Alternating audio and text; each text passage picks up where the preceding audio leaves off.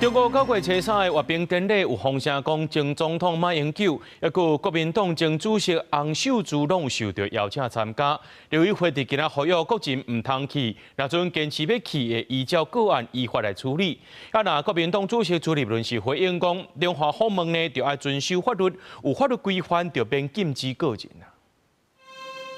中国开360亿人民票要举办93阅兵典礼，除了罗西亚总统普丁、北韩领导人金正恩拍算去参加以外，最近有消息传出台湾前总统马英九、国民党前立委洪秀条等人也拢受邀参加。刘宇辉也出面强调禁止台湾的官员参加。国安单位确实有掌握到一些情况哦。那如果真的还是有国人不听劝阻去参加这样的活动的话，那么我们就是依个案来去做进行处理。那包含了像是不是有现役的这个政府的官员，另外或者是说像是一些已经退役的，那他可能是涉及到国家机密，或者是说这个11职等以上的公务人员的话，我们都是按照规定来办理。国民党党主席朱立伦面对媒体，互人问到这个议题的时阵，伊表示两岸访问就要遵守法律，相关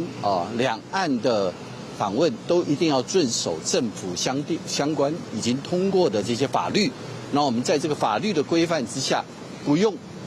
去禁止任何的个人，但是只要从事过相关重要公职的，一定要遵守相关的法律。 刘宇辉也表示，这届参加中国93阅兵的20个国家，大部分拢不是民主国家。有学者也分析，中国是想要营造出以中国做核心的威权集团。对外交而言的话，他们会希望去构成所谓的，即便你美国有你的同盟关系，但是我自己有我自己支持的群众。这届中国开大钱举办阅兵典礼，想要登气势。刘宇辉也提起，在中国发展的台湾革命政治人物，爱提悬警戒，莫加入去中国统战的操作。记者戴亚轩、林旭凯台北报道。